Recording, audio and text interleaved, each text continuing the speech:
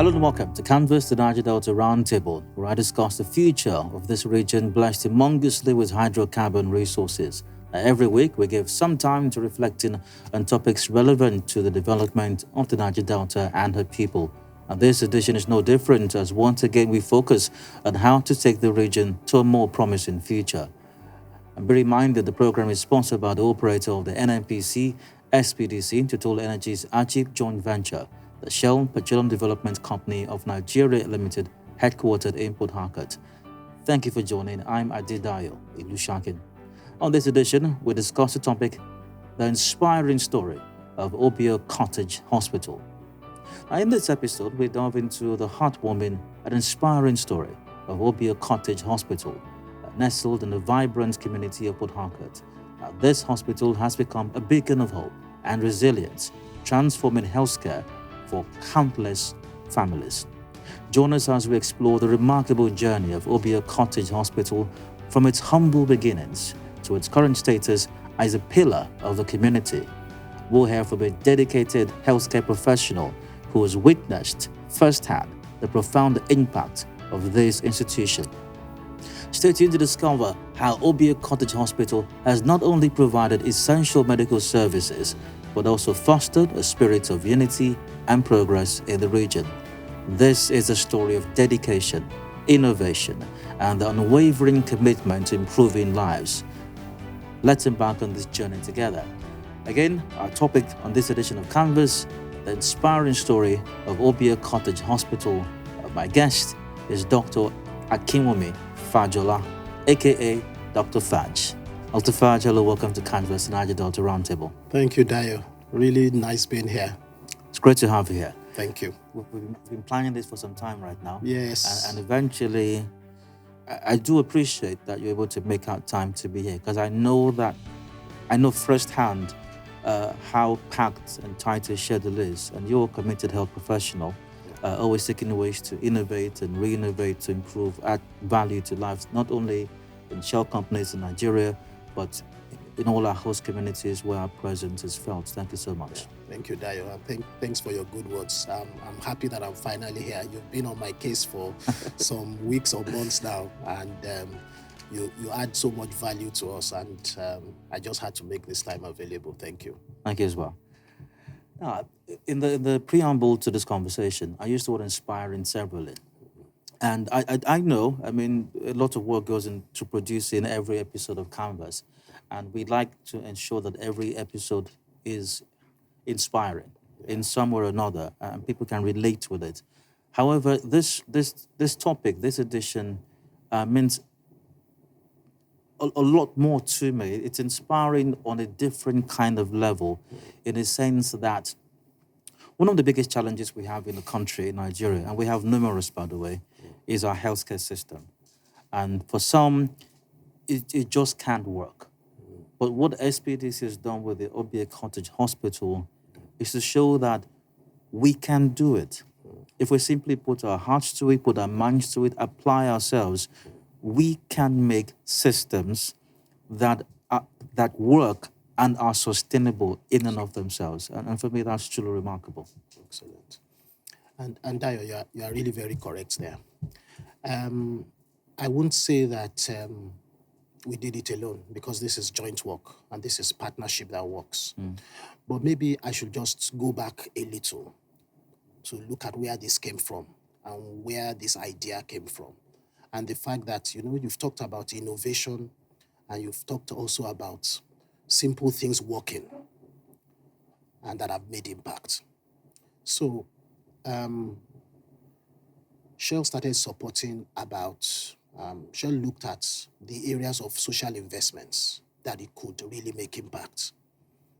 We looked objectively and discovered that education, health, and economic empowerment are three critical areas where we could impact the lives of people in our communities. But like you said, health is very critical to people. It not only touches the hands and minds of people. Many times we say health is wealth. But if you actually look at it, health is everything.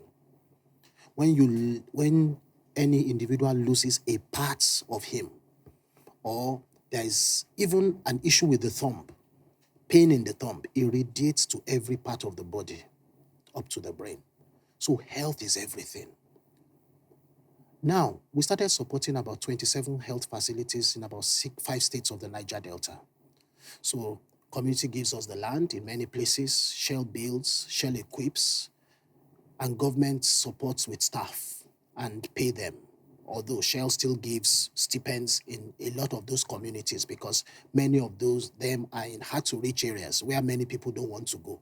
So you needed to also encourage them to go to some of those communities and take their families there. But that's healthcare for the people. But there is more. And as an organization, we started thinking, what else? So you get people go to health facilities, but do they even have the wherewithal or the funding to go there? Do all the people that need healthcare, can they get it? And that's where the story of access comes in. And that's where the story of Obio also began.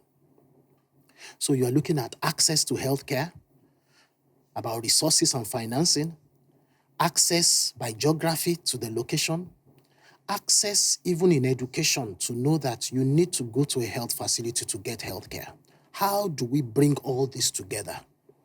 And how do we make healthcare accessible and available to people? We are an oil and gas company. But how do you make this difference? So we start together and we started thinking. And we also started talking to our stakeholders. Engagement is very key when you're going to do something like this. And then said, why don't we work on a pilot? We had the government of Rivers State that were also looking at accessible healthcare. We had a community. Unfortunately, I'm sure that I know I've listened to your program and I've heard about the GMOU and I've heard about the HCDT process. The GMOU process started as where you had different clusters of communities coming together. They speak the same language or they do commercials together and then those communities come together, communities of like passion, and they come together for their development. The organization working with them, working with non-governmental organizations and even the government. Shell gives funding and the JV partners give funding and the people think through what they want to deliver. Now it's moved on to the HCDT and is backed up by law through the PIA. So in around 2008, 2009, how could we do more, especially in the area of healthcare? And you talked about innovation. So we went to the community. We want to do something in healthcare. And one of the principal GMOUs then, IA cluster, we're talking about the fact that they wanted to build a hospital using some of the GMOU funds that Shell had given them and the JV partners had given them. Then we sat together and we are thinking, we already have about 4 or 5 hospitals or health facilities around your location. What more can we add? If we just build an extra hospital, it will just be adding to infrastructure. But is that really what we need? So we started drilling down. And we discovered that we just did not need a hospital. We needed a situation where we needed to provide access to healthcare. And that's where the story of Obio Cottage Hospital started. So the facility was already there. It was one of the 27 supported by Shell in the Niger-Delta in 5 states, like you were highlighting. But now we wanted more. The community wanted more.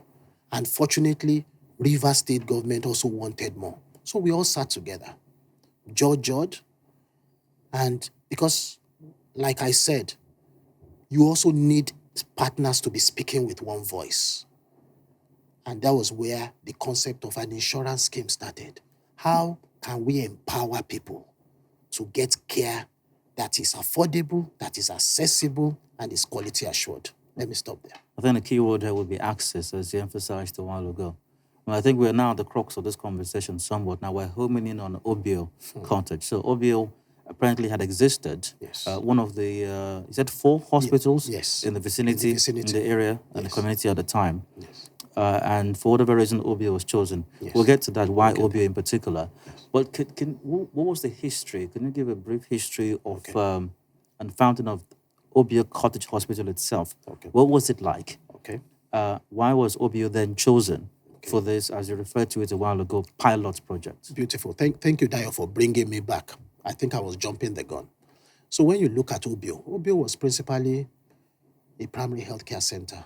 In fact, in the ward it used to be, it was like a ward health center. It was generally there. It started in 1977, mainly mother and child hospital. Immunization was the focus of Obio, mainly immunization and some family planning services. Principally seeing about 15 to 20 infant child welfare in 2 weeks. In a month, they will see about maybe 40 children immunized. That was generally the facility. You had about 2 nurses or community health workers running the facility, and many of the women used to go there to have immunizations. Around the early 90s, Shell started supporting the facility. Shell supported with a bigger immunization facility in the compound. I remember the Rotary also came in and gave some support because Rotary was doing the Polio Plus program then, all right? And the Rotary also was supporting in the infants, they supported with a hall then in the facility. And Shell also was supporting immunization services. We had nurses go there, do preventive talks, encourage the women, encourage the children, the women and children about what vaccine is, preventable diseases, and so on. But we discovered that though that facility was small, it drew a lot of the women, even apart from other health facilities that were around. So it was like a core. And then, apart from the fact that it was a core, so like I said, a few patients, but apart from the fact that it was a core, it was central to a lot of communities. Rumu Masi, Rumu Ezeolu, Oginegba, Rumu Biakane. It was like a central pool where a lot of the women from these 4 communities used to go to. So when we were making a decision on a facility to support, though it was the smallest of all the facilities, we believe that it already had like a pool for the communities around the place. And we must not forget what we were actually looking at was not a big facility. We were looking at a facility that could touch the lives of people from the communities. What we were thinking of was accessible healthcare, a pro-poor scheme that will affect the lives of people. And that principally was why we made the choice of Obio. Although there were some objective assessments that were still done. When you want to do community health insurance or you want to do insurance, you want to objectively look at what are the things that will favor that facility and how you get throughput, you get numbers. So we did all that. We did an actuarial study and so on. But the fact that it was contiguous, it was like a central hub, and some of the community women were already using the place and children were already coming there for immunization services was a pointer that we could get a pool of the right kind of community members that we're looking for. That was one of the reasons why Obio was chosen.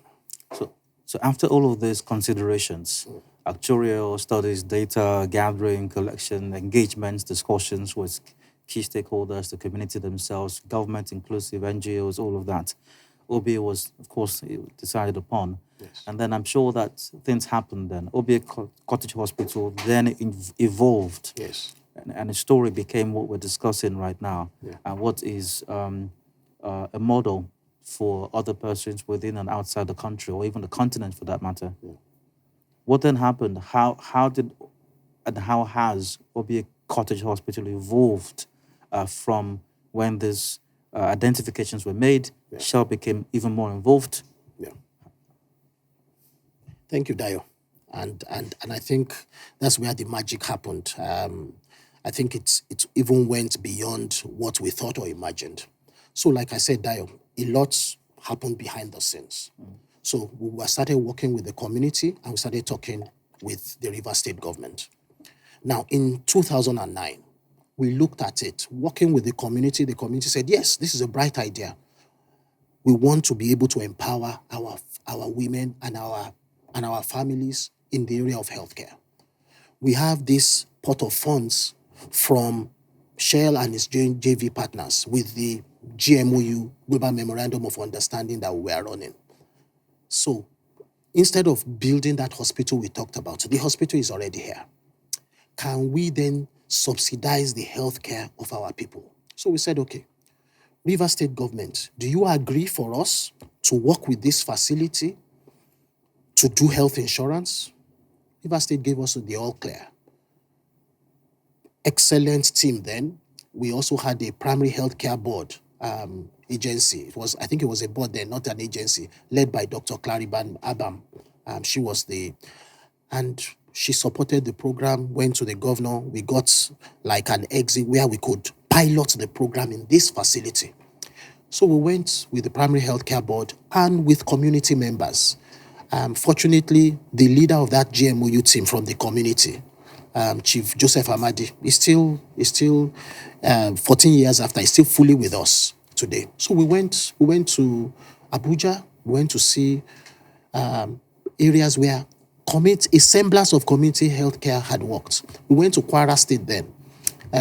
Governor Saraki had just started something in one of the communities there, although it was the Dutch government that was supporting that insurance scheme. But we went to see, because we also wanted the community to see what we were introducing. Because, Dio, when we started talking to the community, some of even the Royal Highnesses then were saying, oh, this is a 419 program. How can you put little Shenkele money? How can you put Shenkele money down?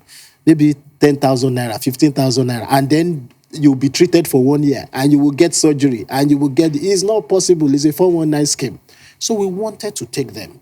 What you felt, what you touch, you can believe. So we went round.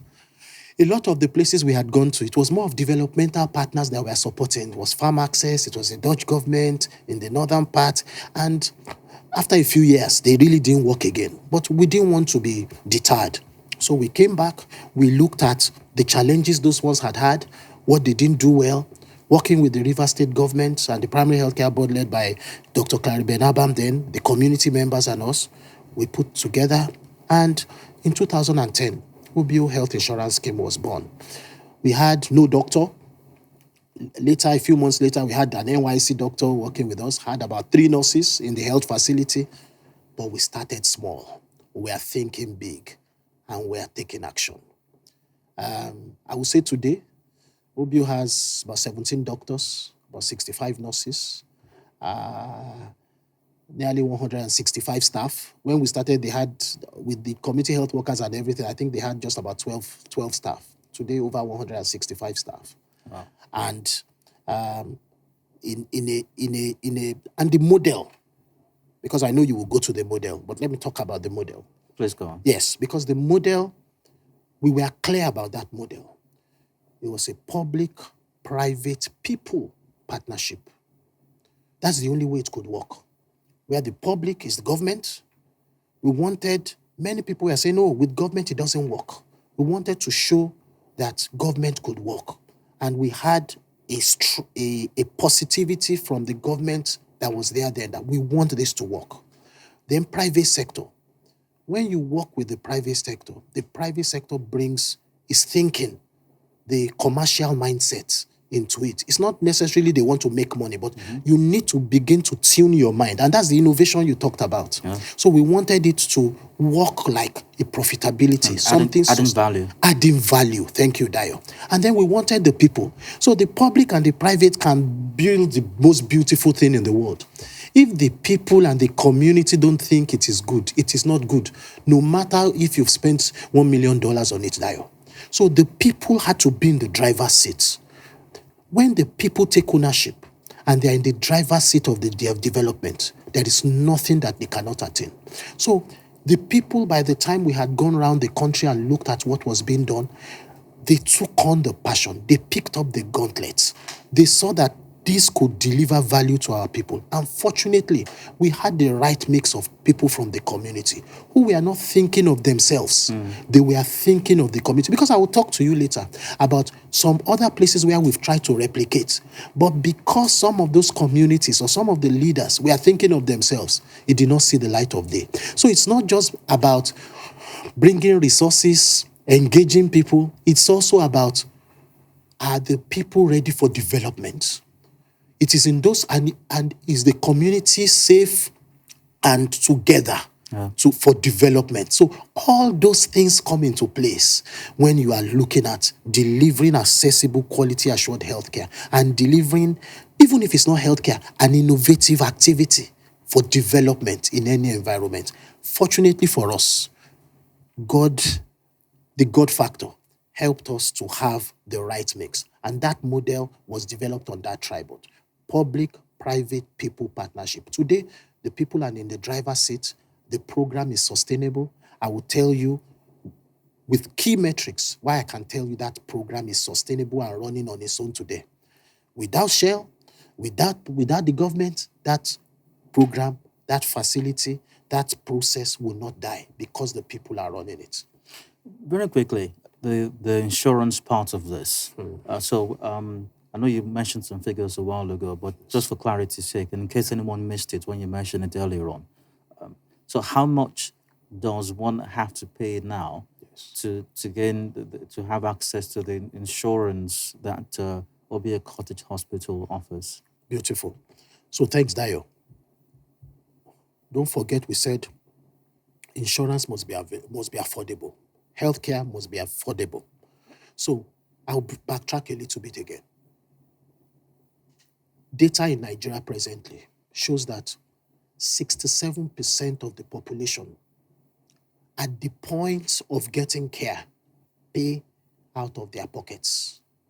Many times, data has also shown that usually when illness happens, usually late in the evenings or during the nights. And that's when people start running to the hospital. Many people don't carry money home. Many people don't have cash.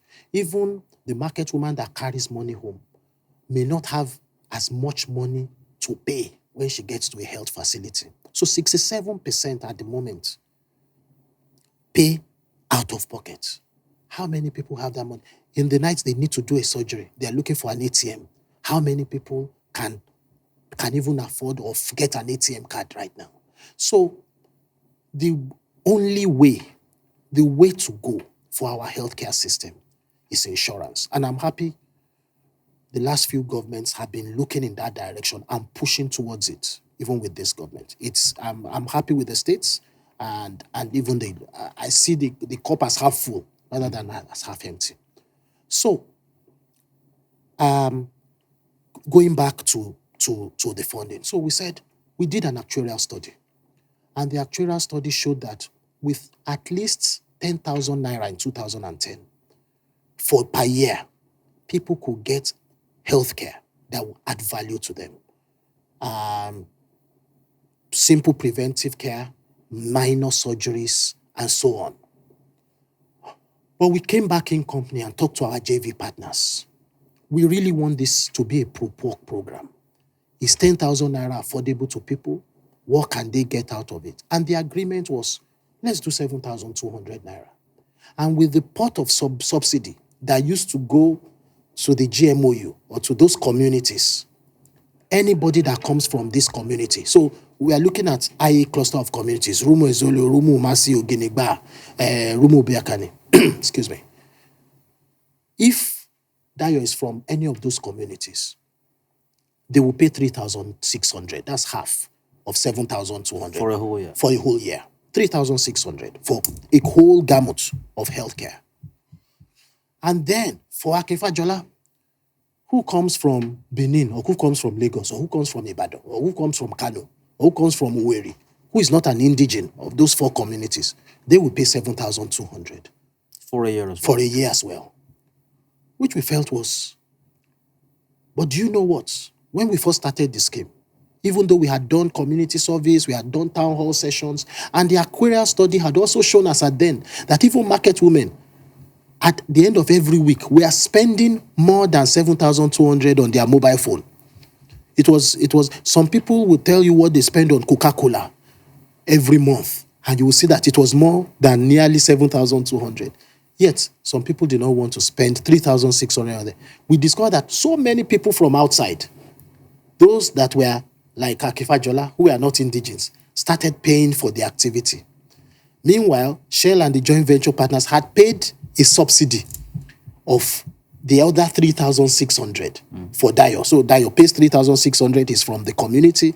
Shell and the paid the extra 3,600 on it. So the community leaders started going around and pushing. Look, people from outside, people from Imo, people from Abia, they are coming from outside. People from Eche are coming to get healthcare here. Where you that own this scheme, all yours is 3,600 and they are getting care. And we started seeing trickles coming in. But as time went on, it started swelling. And we didn't need to advertise. Mama Chidi, Mama Rose would tell and would say, look, I just had a baby. Mama Victor will go to a private health facility and with 100,000 naira do a surgery, or with 200,000 naira. Mama Chidi will come to Obio, and that 3,600 naira that she puts in, she will bat her baby. She will have done a cesarean. Even if she had done a cesarean section, the 3,600 covered it. And all of a sudden, we had an explosion. It would be a negative explosion. It was a positive explosion. Because people were saying, could this be true? And people started coming in. So today, Dayo, we have over 100,000 people on the Obio Community Health Insurance Scheme. Registrations are still going on. Every year, we are getting registrations on the average of about 6,000 to 8,000 people being registered. At some point, because we are bursting at the seams, even the subsidy was removed about 5 years after the program started. That didn't stop the registration. Today, indigenes are they are now more than those that came from outside on the scheme. And I will tell you with all sense of responsibility, we've had local and international people come in to study the program, to see why it's working. We've had those at the local and at national level come to see the program.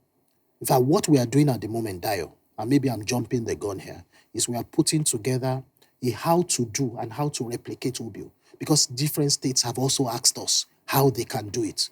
We'll get to that in a moment in the course of the conversation. We do have to go for a break shortly, but I need to ask you one or two questions before then. So,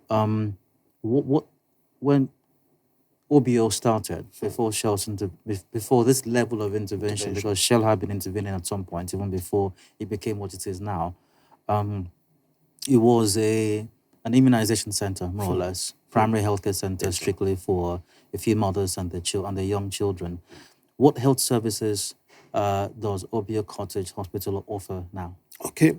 So from the immunization services that started and family planning that it has, it's then Obio now has a full inpatient and outpatient care service, okay, with doctors. Then there were no doctors. Now we have at least 17 doctors that see patients on a daily basis. Obio has a mother and child facility, has obstetrics services. So women go there, they have their babies, okay? They could have also surgeries, okay? So they have those services. There are infant welfare services. So the immunization services are still going on. Obio has pediatric services.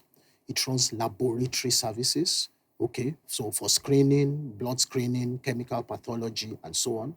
It has radiological services, so can do ultrasound scanning, okay? It has X-ray services, but at the moment that is not on. Even though it has, I think there's an issue with the X-ray machine.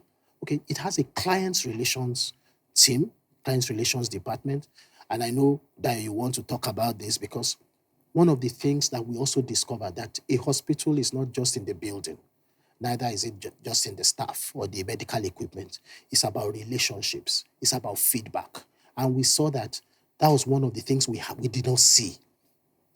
with a lot of health facilities that we had around. And one of the things we wanted was to be able to feel and touch the people. So it has a client relations department where it gets feedback from the people. It does home visits when people have babies. They're able to talk to them. Women that have issues, because many of them are not well read. You have to be able to talk to them to come back. So it also has clients relations. It has family planning. It has cancer care services. It has monitoring and evaluation where, because whatever you don't measure, you cannot manage. So one of the critical things in Obio is that we pull together data.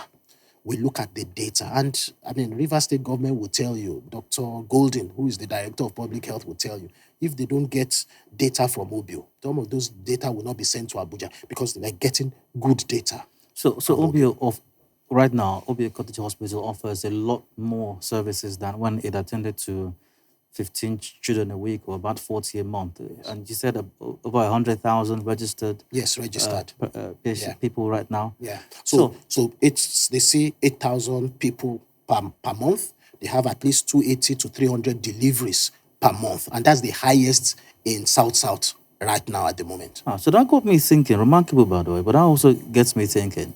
I mean, the infrastructure that was there at the time can't be the same. I mean, to handle this numbers that you're reading out right now. So that suggests to me that some work must have been done to improve the facility infrastructure-wise. Am I right? Yeah, you are excellent. You are correct. You are very correct. And so there was a lot of thinking into that. So, Dayo, we say we want to provide accessible care, quality assured care. Before you do that, there are a lot of back-end loading that you need to do. So for Dayo and his family to be able to use that facility, it must be put in a good state. So one of the things we did, and the joint venture Shell did, was to say, we will work. Some of the amount of money for the insurance may not cover this. So we will do the infrastructure. So, Dr. Fauj, to put all of this together and offer the services that Obio Cottage Hospital now offers to, the indigents and non-indigents as well, I mean, a lot must have been done to improve the infrastructure there, I suppose. What happened with that? Excellent. So, Dayo, like you've said, it was very critical. Now we have 8,000 patients per month. 280 to 300 deliveries per month, the highest in South in the Niger-Delta. Yeah, more than even tertiary facilities. So definitely, with the increase in throughput, you need increase in infrastructure. So what we tried to do was to do a lot of back-end loading. So the profit or whatever you get from insurance needed to go and focus on buying consumables, buying medication, taking care of the staff. So Shell made sure that, and the joint venture partners made sure that we do a lot of the infrastructure. So today, from a 2-bedded hospital, Obio is about nearly a 50-bedded hospital. Had a maternal and child health care, had the labor ward, had a delivery facility, had in-house patient admission, emergency care service, inpatient and outpatient, the immunization hall, a new immunization hall because the old one was very small, had a laundry, has a kitchen. Laboratories, okay. In some places we even had to, because there's really not much space, we had to improvise with caravans and strengthen them because of space so that you could move it up and move. In fact, one of the things we are working with the community now is, can we find more land? Okay, not too far. Or do we even have infrastructure around not too far that can become an annex? So not necessarily built. So there are some health facilities, I can tell you, and I say this with all sense of responsibility. While Obio, every day, Obio has over at least 400 patients a day. All right? By 6 a.m., if you drive past Obio, you see a crowd. By 6 a.m. All right? So can we have and there are facilities that are not too far away where they don't have more than 20 patients a day. Why can't that be an annex? There are some facilities in Rivers State that are even locked up, that have not been opened but fortunately, also at the state level, we have very excellent administrators, especially in health, from the commissioner to the key team members. We're having conversations, just looking at what are the opportunities that are available, but also what can we do in the community. You also have some community members who just want to make money out of it. Oh, it's Shell, come, we'll give you land if you can give us, but we want to do something sustainable so that we can go there. What has also happened, because you talked about infrastructure. So hospital infrastructure is not just about the building. It's also about energy. So we are an energy organization. We are talking about carbon credits. We are talking about net zero. So we also started thinking, why should we just be running diesel generator? A lot of the hospitals say 500 kVA, 200 kVA for a facility that does not need more than a 40, 50 kVA. So we started moving. Can we do solar? So in Obio, we started doing solar energy as far back as 2011, 2012. In fact, we had a wind vein. We had a wind energy, although that is down at the moment. So we are converting solar energy and wind energy to power. All right. In fact, if you go on, Google is our friend. If you go on Google, look at some studies on solar power, green energy in hospitals. Obio was a trailblazer. So we actually did that. We looked at how much we started saving. So all the amount, Obio used to spend at some point, nearly 200,000, 250,000 on diesel every month. That just went down to about 40,000 naira. That's because we started using energy. Although we did the front loading of the solar, all right, and of the wind energy. So Obio started having power 24 hours a day, all right. Now it may not be 24 hours. At times it's a hybrid. So you use solar for a number of hours, use diesel for a shorter. But it cut down on noise pollution in a hospital. Cut down on pollution, even from the fumes. Emissions. Okay? And straight away, the extra that was going to diesel, you started using it to buy consumables, started using it to do so that was very critical. So that's infrastructure. You also talked about the numbers of people. So what we started thinking of was, how many staff do we really have? Can we pay them? Can we look at efficiencies? So government had about 14 staff. And I will tell you what happened when Obio started. Staff used to saunter in around 10 a.m. And then by 2, they are gone home. And we said, this is not business as usual. This is now business unusual. It cannot work like it used to work. And I will tell you the pillars of sustainability that we used. So we used the model that we used in Shell. We started getting staff to clock in. So we had a clocking in machine. If you clock in early, you are paid some extra emoluments. If you come in late, and we worked with the River State government, worked with the community, so that nobody will say, oh, it's because it's my family, you remove it. No, go and put the person back. So if you clock in late, some of your salary will go to those that came early. And you clock in is recording everything. That's innovation. That's what the digital thing age brought to us. So all of a sudden, people started coming early. So and then we didn't have enough staff, and we had to look at human resources for health. So we started doing task shifting, tax sharing. Then we started looking at what other opportunities can we have. One day we just had a lawyer come in. She was doing her youth service. I said, look, I want to be volunteering here. I see a lot of crowd. She's a lawyer. And we started working with her in the records department. And we just saw she wants to volunteer. Can we do a volunteer scheme? So apart from staff from the government, we then have staff that are paid by Obio, all right? Because Obio was now making money from insurance. The capitation was being paid. We had about 3 HMOs working with Obio. So Obio also started getting staff. So of Obio staff, we had those few from government. We have more that are being paid by Obio. Then Shell then said, this facility, though it's small, we have a sabbatical scheme. Can we bring our sabbatical? And I know some time ago you brought the head of sabbatical here. So we started working with the head of sabbatical and the GM CR then, Igoweli. And they said they could give us sabbaticals. So we brought professors from institutions of higher learning, UCH, Benin, University of Port Harcourt, Nsukka, and so on, and from the north. Come and give us your value. So they came to do their sabbaticals in Obio, a small facility. We had the CMD of even Ibadan, come, said, he's a professor of obstetrics and gynecology. So we had professors of obstetrics and gynecology, professor of pediatrics, professor of public health, come to Obio. And what we told them was, we don't want, for your 1 year here, we don't want you to turn this place to University of Nigeria, Nsukka, or to UPTH, or to University of Nnamdi Azikiwe University, or to Unilag, or to Benin. We want it to still be Obio. But we want you to impact value into the medical officers of health here, into the nurses here. We want a change in their mindset. We want them to understand, so that by the time you leave, we will not miss you, but we will have trained people that can go into the communities to add value. But do you know what, Dayo?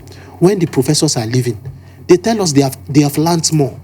That in fact, they wish that in their tenure, in fact, the CMD in Ibadan said he wished that during his tenure, before his tenure, he had done this. He said he would be able to impact so much back to UCH when he's going. So those were another level of staff that we had that created value.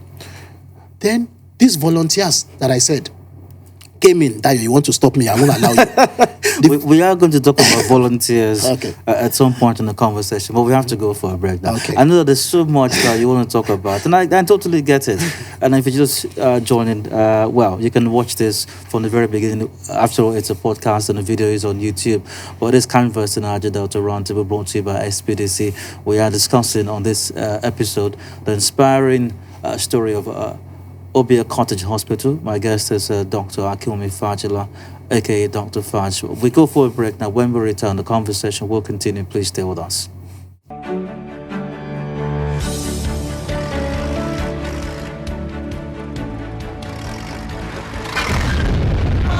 yellow and black markers indicate pipeline and flow line right-of-way boundaries. Your activity could impact on the buried high-pressure hydrocarbon pipelines and flow lines, leading to possible leaks and explosion. Please keep off. Do not engage in sand mining or any form of excavation, pipeline vandalism, oil theft, and bush burning within pipeline and flow line right-of-way. Do not farm, trade, or locate any business on pipeline and flow line right-of-way. It is against the law to apportion land, sell, or build on pipeline and flow line right-of-way. Maintain a setback distance of at least 30 meters or about 100 feet from the right-of-way boundaries always. We care for your safety and that of the environment. This message is brought to you by the Shell Petroleum Development Company of Nigeria Limited, SPDC, operator of the Nigerian National Petroleum Company, NNPC Limited, Total Energies, and Ajib Joint Venture. Welcome back. It is Canvas and Niger-Delta Roundtable brought to you by SPDC. Thanks for joining us once again. On this edition, we're discussing the inspiring story of the Obio Cottage Hospital. And my guest is Dr. Akiwumi Fajila. Dr. Faj, welcome once again. Thank you, Dayo. We'll get back to Obio in a moment. But even in the earlier part of this conversation, you mentioned that Obio was a pilot. So that suggests that either there are existing other similar projects or there are plans to reproduce similar projects. But I am aware that Shell has what I may describe as a similar project at the moment, which is the Oloibiri Health Program in Ogbia LJ of Bayelsa State. What is the nexus between the Oloibiri Health Program and the OCH? Okay, excellent. And you've really done a lot of research.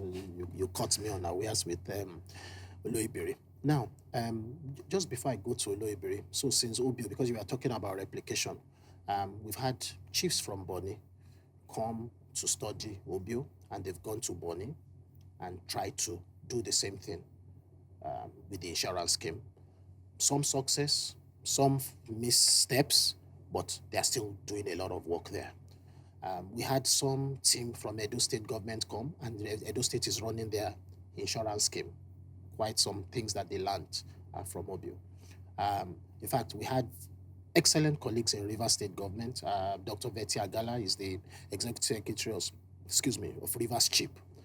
She's a friend, and she's with her team. They've come to Obio, looked at what we've been part of a lot of interactions. I've been part of her state team, working with them from the private sector to see how we can also do that for Rivers State. And a lot of work also going there, and they are doing good work in some local governments already.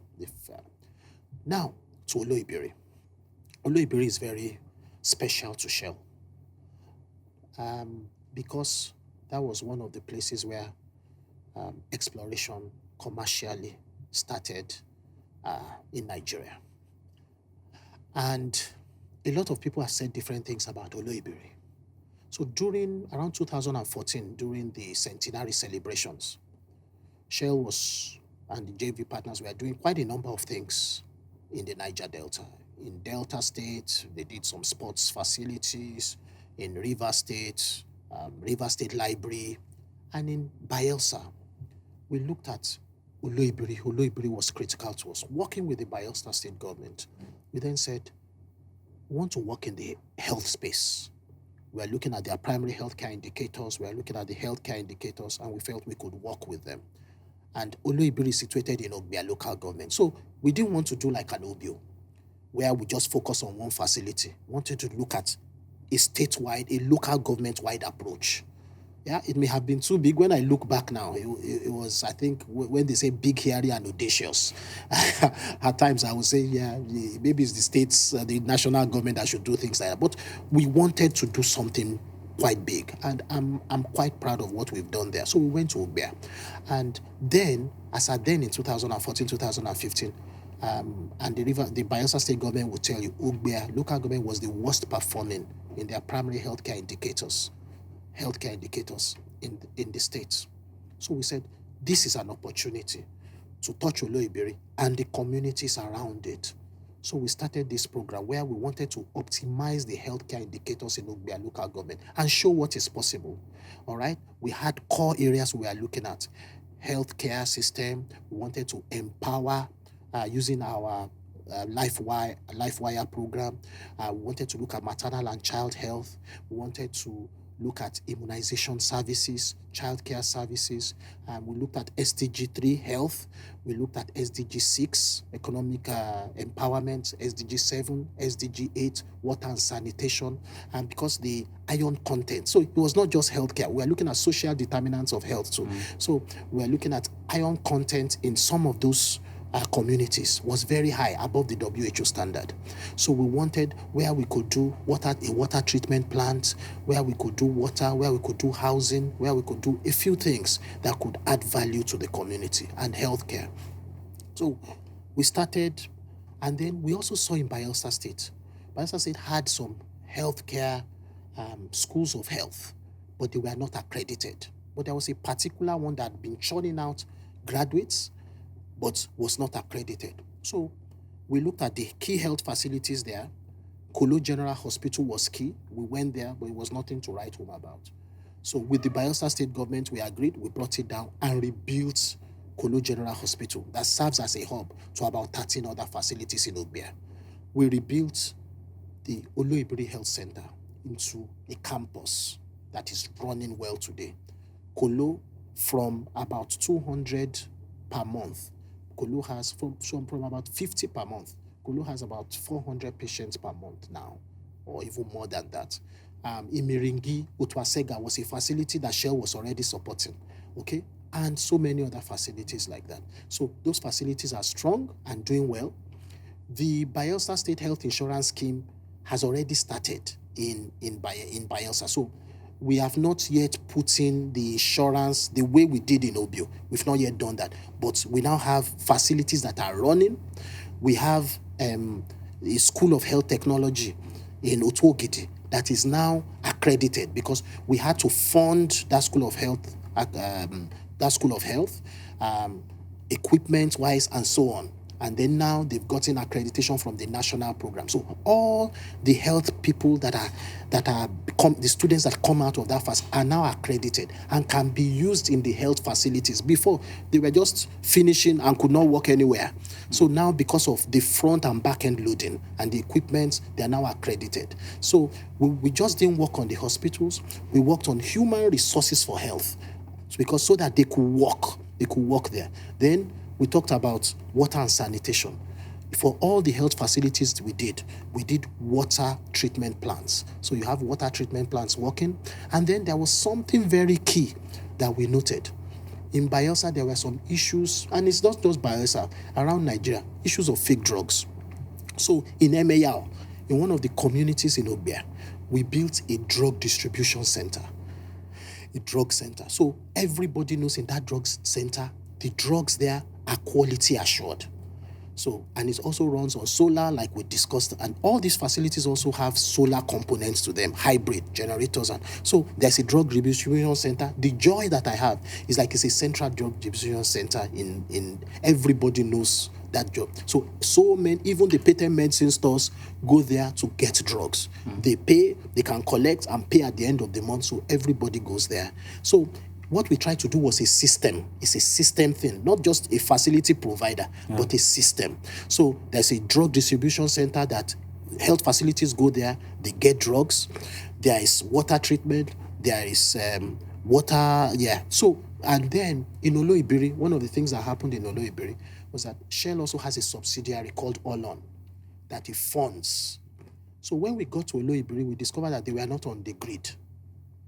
So through Olon, working with Olon, we got an organization called Renewvia Energy. So they started doing solar across Ogbia local government and some other local government. So because of that, they brought solar energy on a big scale to Oloibiri.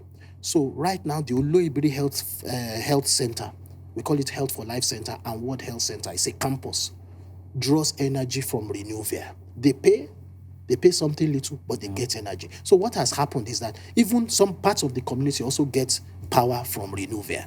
All right? So there's power, there's water. We also did a life wire program, what we call, it's an entrepreneurial program under this Oloibiri Health Program. So we got about 100 beneficiaries from about the 22 clans in Ogbia local government. We got those that are schooled, that are graduates, over 20 of them. We had those that finished in Form 5. Okay, what do they call Form 5 now? SS3. Those that finished secondary school. Yes. Sorry, it shows my age. All right? And then we had those that are non-schooled, illiterate, so to say. And then we put them on a training scheme, on an economic, and our corporate relations team helped us with that. We got consultants to train them. Out of nearly 100 people, and they got grants, 300,000, 500,000, 200,000 as at then. This is about 5 years ago. And out of about 100 that got 80% are running their businesses well. It sounds like so much. That's why I said we may not go into such Oloibiri. And it almost sounds like we can have an entire episode on Oloibiri alone. That's true. Remarkable work, really, done over there. But let's come back to Obio Cottage Hospital. With the remarkable success that's been recorded at Obio, I'm quite certain that there must have been some challenges with setting up Obio Cottage Hospital into what it is right now. What were some of the challenges that were faced, and how were they overcome? How did Shell, your team, and other teams who worked on this project deal with those? Yeah, and Dayo, you are very correct. My joy again is when I look back, because I started with this and I'm there presently, and I can just sit back. I don't go to Obio every day anymore. I have team members who see it, and I just do the helicopter view. There is a lot of satisfaction in my heart, and I know in the heart of my organization when we go back home, to sleep. So one of the first issues that we had was human resources for health. If you want to do healthcare well, it's not about the building. It's not about the equipment. It's about people. I'm already sick, in inverted commas. When I come to a hospital, I want care. I want empathy. I want you to help me. What we were saying was not that. So we needed to retrain people. So one of the things we did, the private sector component of us, so it was a challenge, getting the right people. Some people just want, it's about the money. It's not about empathic care. So what we wanted was empathic care. The type of care, quality assured care, means it must be safe, it must be timely, it must be empathic, it must be effective, it must be, so we wanted that. So what we did was we brought some of the Obio staff to Shell. Just come, those that are in the laundry, those that are at the gates, those that are at the clinic. They went to some of our Just embed there for about 2 weeks, embed there for about 3 weeks, embed there for a month, embed in pharmacy for a month. And after a month, after embed in antenatal, just see that mindsets started changing. So many times, and I say this with all sense of responsibility, Dio, it's not about resources. Many times in this environment, we throw resources at things, we throw money at things. It's about resourcefulness. How can we do it differently? How can we make a change? And by the time colleagues came back to Obio, it was like their eyes opened. They started talking to patients well. In fact, I have a colleague that I saw in Obio one day. He works in an oil company. He brought his wife there. And I said, why do you bring your wife to Obio? Obio is a pro-pure program. He said, Dr. Faj, when I come here, I pay. Because in Obio, you can do insurance, you can do fee for service. I pay. But my wife says when she comes here, the nurses treat her well, better than even the private facilities. And you know what? In Niger-Delta, we say this, we say, belle sweet me, no be small. For me, that showed that was a success for us because you have changed mindset. It has become unconscious and intentional. So that was a problem initially. And the other problem was, will it work here? People, I told you initially, there was a Royal Highness that told us on the day of inauguration, said this program will not work. It's a 419 program. How can you, and if the stakeholder that should support you on television is saying this program is a 419 program, it will not work, Shell has come again. That's already, and our leadership was there. That already made you downcast. It dampened morale. Yeah. When everybody was dancing, the traditional dancers were there. So we started, how can this work? But today, that Royal Highness, at times, will put in money to subsidize 200 people. And he will say, that is our program. We started it. And for us, again, that is joy. Then one of the issues we had was fraud. And that's where I will talk about the pillars of sustainability. Sustainability is the name of the game, Dio. If you don't, there are some things you need to cut away. So when you have people, you have even some HMOs when we first started. So there are 20 Amadis or there are 20 Chindas, and then they only want to pay capitation for 5 Chindas. So we had to develop, and when you said innovation, we also had to sit down. How can we think innovatively? We had to develop something where my boss then, or myself, all of us could see when you are registering people. So we called it Community Health Insurance Enrollment and Authentication System, CHISI. So that in my room, the chairman, even in the community, also had CHISI on his laptop. You could click and see how many people were registered this week. How many people will be capitated this week for the health facility? Who is the provider? So that cut away corruption. Then even the staff. It's also corruption when you saunter in at 10 a.m. and leave at 2 p.m. So we also said, how can we curb this? And we worked with and this is where I say the Rivers State government, for me, deserve a lot of encomiums. All our colleagues there. Dr. Claribel Nabam, the commissioners, Dr. Ataminotoru, Dr. Harry, who took over, because there's a continuum, Dr. Kenekawu Green, who is there presently, worked with us. So what we said was, if the staff in Obio does something, and we say, you are suspended, what we used to discover that the person will go to his brother in the ministry or go to his brother somewhere and say, and they say, go back, nobody can, or you go to the community, say, go back, nobody can send you away, you are an indigent. But when we say, you've done wrong, there is an offense and you'll be suspended or something will be done or we'll move you out, when they go to the Rivers State government will say, yes, you did wrong. The community will say, yes, you did wrong. And you see, we're all able. And this is where, and then we had issues with medication. Some people will come, because it's insurance, they will come and collect drugs, but they say, they've given me all these drugs. When they get home, they distribute it to their family. 1 week later, the drugs for 1 month. 1 week later, you say it's finished, you come back, you collect more drugs. And you see, insurance is a pool of funds.